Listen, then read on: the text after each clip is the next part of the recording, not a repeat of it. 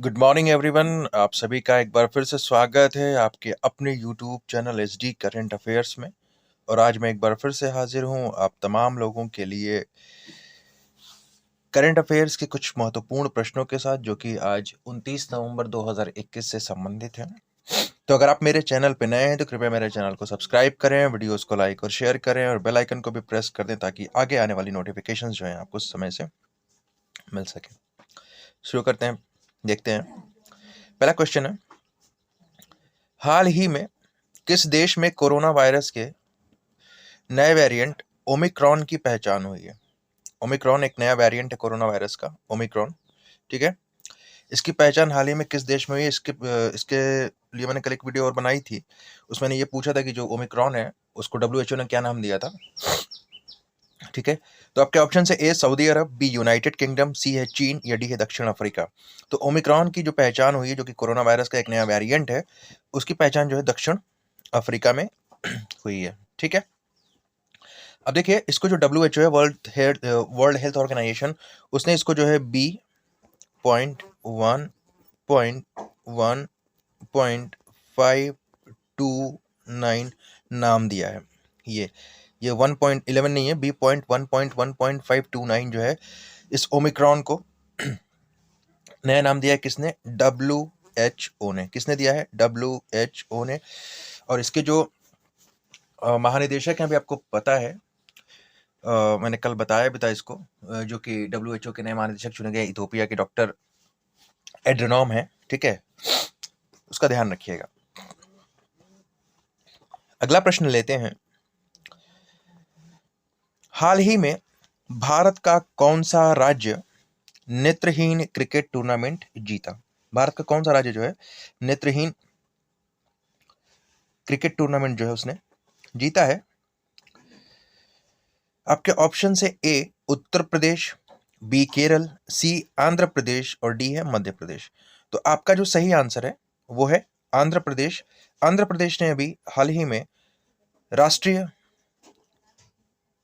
नेत्रहीन cricket tournament जीता है। राष्ट्रीय नेत्रहीन क्रिकेट टूर्नामेंट, यहाँ पे राष्ट्रीय छूट गया है, राष्ट्रीय नेत्रहीन क्रिकेट टूर्नामेंट जो है आंध्र प्रदेश ने जीता है। अब देखिए, आंध्र प्रदेश अपना चौथा नेशनल ब्लाइंड जीतकर अपना दबदबा बनाए रखा। क्रिकेट शीर्षक लगातार तीसरा इसने गुरुवार को खेला जो है। शिखर संघर्ष में आंध्र ने कर्नाटक को 27 रन से यहाँ पे अरुण जेटली स्टेडियम, जो कि नई दिल्ली में है, उसमें हरा दिया। किसको हराया? कर्नाटक को हराया। ठीक है, और आंध्र प्रदेश ने पहले बल्लेबाजी करते हुए 20 ओवर में जो है ये 3 विकेट के नुकसान पर 231 रन बनाए थे। वेंकटेश्वर राव बल्ले से शानदार प्रदर्शन किया उन्होंने और महज 36 गेंद में 85 रन उन्होंने बनाए थे। ठीक है, ये लगातार चौथा खिताब, मतलब लगातार नहीं, मतलब ये चौथा खिताब है इनका। ठीक है ना। चलिए अगला प्रश्न लेते हैं। ये स्टैटिक जीके टाइप का क्वेश्चन था, ये इसमें पड़ गया है, इसको भी देख ही लीजिए, आपके काम आएगा। बैलिस्टिक मिसाइल शाहीन 1A का सफल परीक्षण हाल ही में किस देश ने किया? तो ये हाल का नहीं है, ये जो है क्वेश्चन पहले से बना हुआ था और अभी पड़ गया। ये मार्च 2021 में हुआ था। तो खैर याद रखिएगा, जो शाहीन 1A है ये एक बैलिस्टिक मिसाइल है, इसका परीक्षण हमारे पड़ोसी देश पाकिस्तान ने किया था। बस इतना सा इसके बारे में याद रखिएगा। ठीक है, चलिए अगला प्रश्न लेते हैं। मूडीज ने वित्त वर्ष 2022 में भारत की जीडीपी वृद्धि दर कितने प्रतिशत रहने का अनुमान लगाया है? ठीक है, कितने प्रतिशत रहने का अनुमान लगाया है? आपके ऑप्शन है ए 9.5, बी 8.5, सी 9.3 या डी 10.5। देखिए, अलग अलग जो एजेंसीज हैं, ठीक है, कभी आरबीआई इसके बारे में पूर्वानुमान लगाता है, कभी कोई विदेशी एजेंसी जो है भारत की जीडीपी के बारे में अनुमान लगाती है या किसी और चीज के बारे में अनुमान लगाती है। तो ये एक एजेंसी है, ठीक है, मूडीज। तो इसने जो है, इसके अनुसार भारत की जो जीडीपी है वो वर्ष 2022 में 9.3% रहने की जो है आशंका या अनुमान इसने लगाया है। ठीक है, मूडीज ने। अब देखिए, मूडीज का जो पूरा नाम है मूडीज इन्वेस्टमेंट सर्विस। ठीक है, Moody's investment service Moody's corporation की बॉन्ड क्रेडिट की रेटिंग करने वाली कंपनी है। ये एक मूडीज कॉरपोरेशन जो है उसकी एक कंपनी है। ठीक है, ये जो बॉन्ड क्रेडिट की रेटिंग करती है, इसको संक्षेप में केवल मूडीज कहा जाता है। मूडीज की जो स्थापना हुई थी 1909 में जॉन मूडी ने स्टॉक तथा बॉन्ड और बॉन्ड रेटिंग के संबंधित सांख्यिकी का मैनुअल बनाने के लिए किया था। जो बॉन्ड वगैरह होता है, जो क्रेडिट वगैरह, ठीक है, उसके संबंध में उन्होंने क्रेडिट मैनुअल बनाने के लिए जो है इसकी स्थापना की थी। ठीक है, तो इसके अनुसार जो है भारत की जो जीडीपी है वो वर्ष 2022 में 9.3% रहने की उम्मीद है। ठीक है, राष्ट्रीय परिवार और स्वास्थ्य सर्वेक्षण, नेशनल फैमिली हेल्थ सर्वे, इसको इंग्लिश में आप अगर बोलेंगे तो NFHS,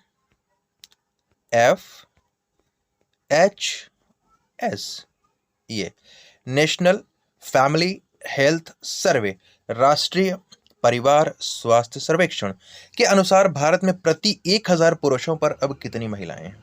ठीक है, आपके ऑप्शन से ए 820, बी 920, सी 1020 या डी 980। तो मैं आपको बता दूं कि राष्ट्रीय परिवार और स्वास्थ्य सर्वेक्षण के अनुसार भारत में प्रति 1000 पुरुषों पर, मर्दों पर अब कितनी महिलाएं हैं, तो वो है 1020। 1020 थोड़ा सा अचंबा लग रहा होगा, बट ये हकीकत है। पहले ये होता था कि मर्दों की संख्या ज़्यादा और औरतों की संख्या कम थी। ठीक है, जो जेंडर रेशियो था, बट अभी जो है देखिए क्या हो गया ये।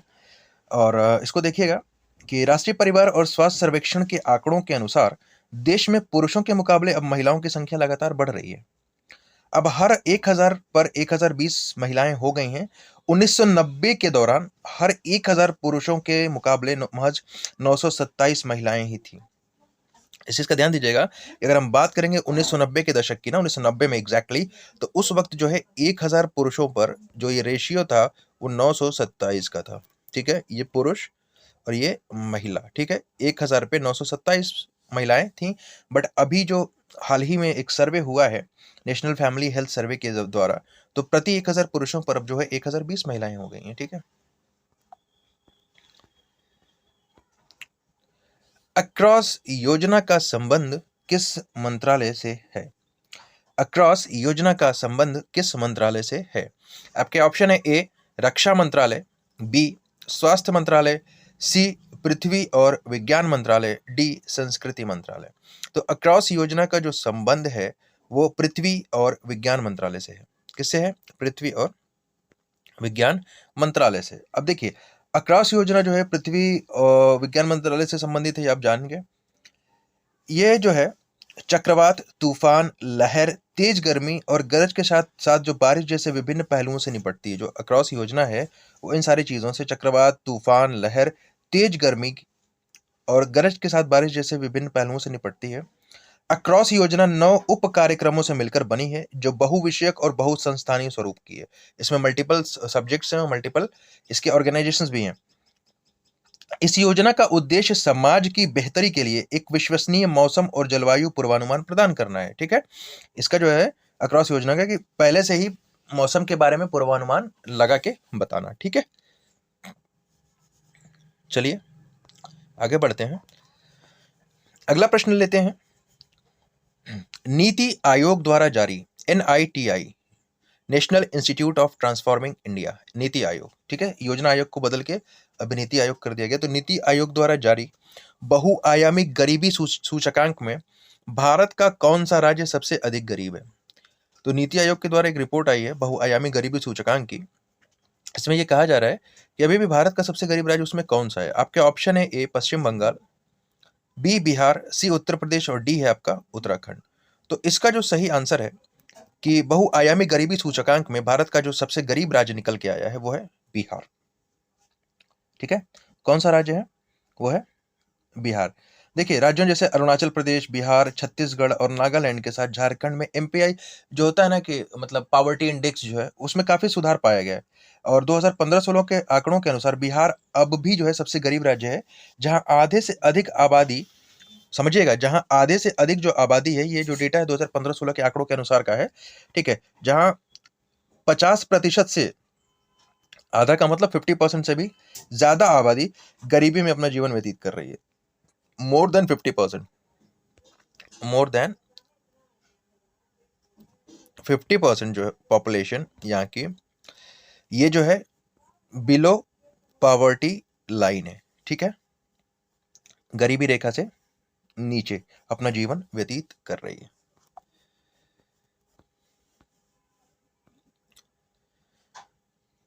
पेट्रोफियोला किस देश के प्रधानमंत्री निर्वाचित हुए हैं?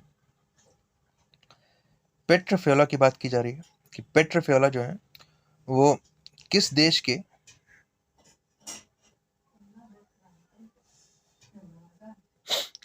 के प्रधानमंत्री निर्वाचित हुए हैं? आपके ऑप्शन से ए यूके, दूसरा ऑप्शन है कनाडा, उसके बाद चेक रिपब्लिक, या डी है इनमें से कोई नहीं, इनमें से कोई नहीं। तो आपका जो सही आंसर है इसमें वो है चेक रिपब्लिक। जो पेट्रोफियोला है वो आपका चेक रिपब्लिक जो है उसके राष्ट्रपति जो है चुने गए हैं, निर्वाचित किए गए हैं, ठीक है। इस चीज का आपको ध्यान रखना है, खास ध्यान रखना है। अब देखिए थोड़ा सा इसके बारे में जानते हैं। चेक रिपब्लिक जो है वो यूरोप महाद्वीप में स्थित एक देश है। कहाँ पे है? यूरोप जो है हमारा महाद्वीप, उसमें है। इसकी उत्तरी पूर्वी सीमा पर पोलैंड, पश्चिमी सीमा पर जर्मनी है, दक्षिण में ऑस्ट्रिया और पूर्व में स्लोवाकिया है, ठीक है ना। इसकी राजधानी प्राग है। अगर चेक रिपब्लिक की अब बात करेंगे तो इसकी जो कैपिटल है वो प्राग है, ठीक, क्या है? प्राग है, ठीक है। और इसकी जो मुख्य भाषा, राजभाषा जिसको आप कह सकते हैं, वो चेक भाषा है, ठीक है। इसका ध्यान दीजिएगा, ठीक है ना। अब देख लेते हैं अगला प्रश्न। भारत का कौन सा राज्य भारत की पहली साइबर तहसील बनाएगा? बात की जा रही है कि भारत का कौन सा राज्य जो है भारत की पहली साइबर तहसील बनाने वाला है, ठीक है। आपके ऑप्शन से ए राजस्थान, बी उत्तर प्रदेश, सी बिहार और डी है मध्य प्रदेश, ठीक है।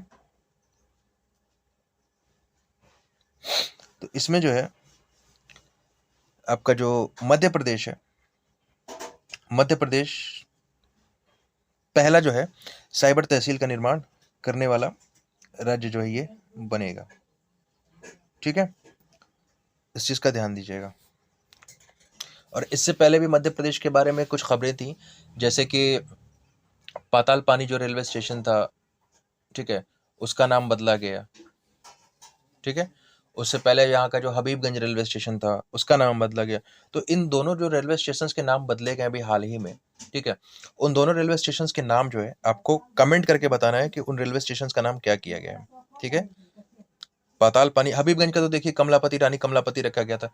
आप मुझे जो है पाताल पानी जो रेलवे स्टेशन है, ठीक है, इंदौर में, मध्य प्रदेश के, उसका आपको नाम बताना है। और आपको पता ही है कि मध्य प्रदेश जो है भारत का हृदय कहा जाता है इसको। मध्य प्रदेश का की जो राजधानी है वो भोपाल है। और मध्य प्रदेश के उज्जैन में जो है कुंभ का आयोजन भी किया जाता है, ठीक है।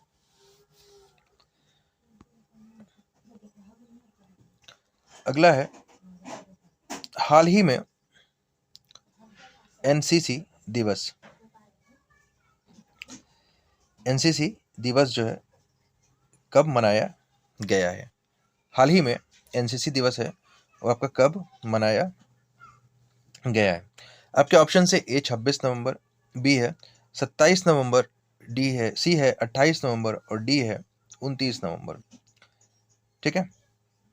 तो इसमें जो आपका सही आंसर है, जो एनसीसी दिवस है वो अभी 28 नवंबर को मनाया गया है, ठीक है ना। और इसने अपना 73वां जो है स्थापना दिवस मनाया है, ठीक है।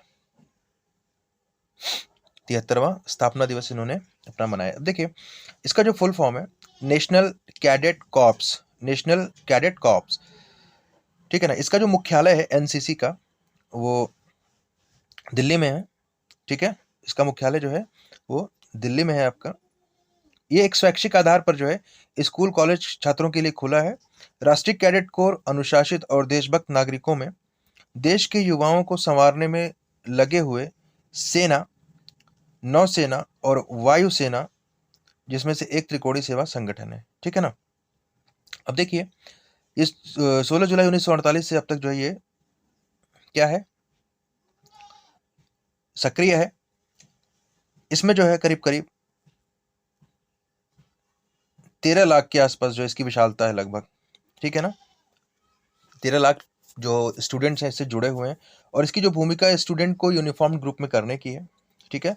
और इसका जो आदर्श वाक्य है वो एकता और अनुशासन है, जिसको यूनिटी और डिसिप्लिन के नाम से जाना जाता है, ठीक है ना। इतना बस इसके बारे में ध्यान रखिएगा।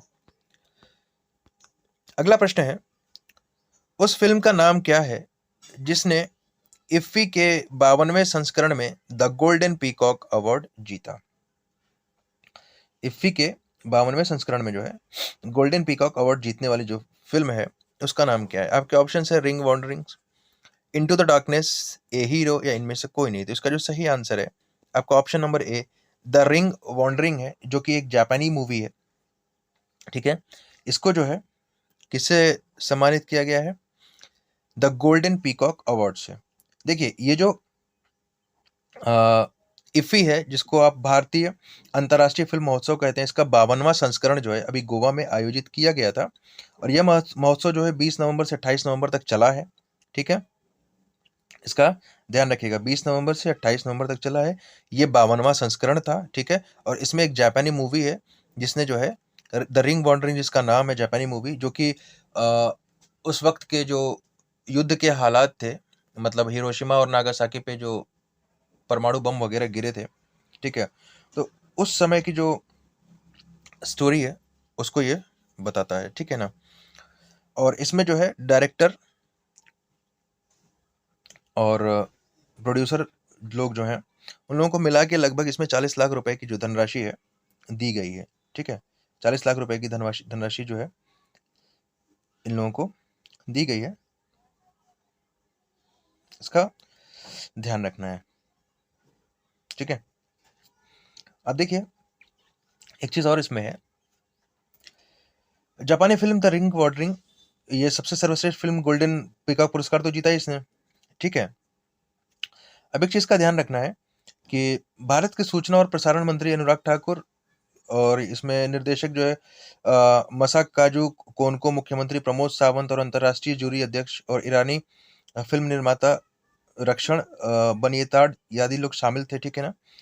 और इसमें एक चीज का और ध्यान रखना है आपको कि फिल्म जो है प्रतिष्ठित गोल्डन अवार्ड जीता, जिसमें कानको और निर्माता ताकाशी जो है उनको जो है मतलब संयुक्त रूप से 40 लाख रुपए का नगद पुरस्कार इसमें दिए गए, 20-20 लाख रुपए वो लोग बांटेंगे। उसके बाद देखिए इसके अलावा जो है इसमें सर्वश्रेष्ठ निर्देशक का जो सिल्वर पीकॉक पुरस्कार है, चेक निर्देशक जो है, जिसके बारे में भी चेक रिपब्लिक की जो मैंने बात की, चेक के निर्देशक हैं क्लेव कद्रनका, उनकी एक फिल्म है saving one who was dead, ठीक है, उनको दिया गया है। सर्वश्रेष्ठ अभिनेता जो है महिला के लिए सिल्वर पीकॉक साइमन फ्रैंको द्वारा उनकी पराग्वे फिल्म शार्लोट के लिए एंजेला जो है एंजेला मोलिना को मिला है, ठीक है ना। इस चीज का ध्यान रखिएगा। तो ये थे आज के 29 नवंबर 2021 के कुछ करंट अफेयर्स के महत्वपूर्ण प्रश्न। इनमें से किसी भी प्रश्न में आपको किसी प्रकार की कोई दिक्कत हो तो कृपया जो है कमेंट करें। अगर आप मेरे चैनल पर नए हैं तो कृपया चैनल को सब्सक्राइब करें, वीडियोस को लाइक और शेयर करें, और बेल आइकन को भी प्रेस कर दें ताकि आगे आने वाली नोटिफिकेशंस आपको सही समय से मिलती रहे।